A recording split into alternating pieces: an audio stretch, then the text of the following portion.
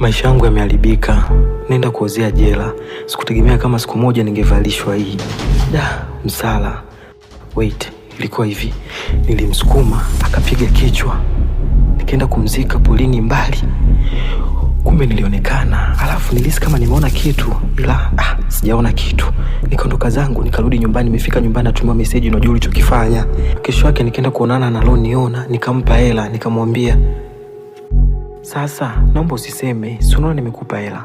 Kuwa na amani, sitosema. Nikamshukuru, nikamwambia asante sana, naomba usiseme. Akaondoka, nikaondoka. Kesho ofisini kama amefika mteja. Karibu kiti.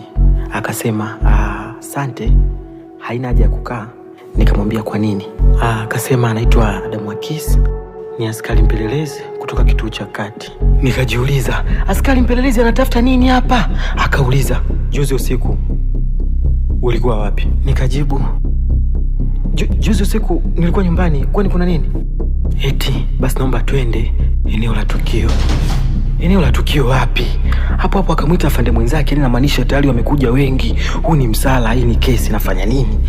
Labda nilile swala, alizikuwa hilo.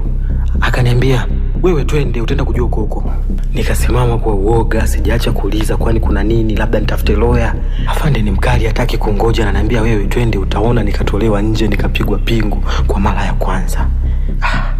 Basi nikawa napelekwa kuelekea kwenye gari. Akafungua mlango wa gari, nilichokiona sikutaka kuamini. Hapo ndo niliona mwisho wa maisha yangu. Ni jamaa Loniona nikiziki, nikampela kaidi atosema. Nikasukumwa, nikaingizwa ndani ya gari. Hali yangu tabani, walai naenda yani si bora hata nilivyomsukuma ningeenda kuripoti, wenda nisinge, yani Mungu. Nashindwa kuimagine mimi wa jela. Niwaga nahisi labda kufungwa wapogo tu. Naenda jela. Nikiangalia kulia naona kabisa naenda kuishi maisha ya shida. Nikiangalia kushoto naamini roho mbaya zipo. Snitch.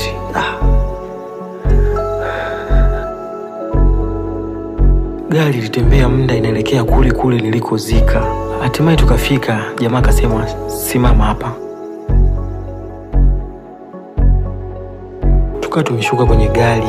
Akaanzia kushuka afande. Mimi pia nikafata. Akashuka huyo askari mkuu. Pia shahidi akawa ameshuka. Anaona askari mkuu. Akarudi tena kwenye gari. Akachukua jembe. Naona kinachoenda kutokea ni kuchimba. Jembe ni la kuchimba. Basi wakawa wamelibeba jembe, tulikuwa tunasogea. Shahidi akaonesha ni pale.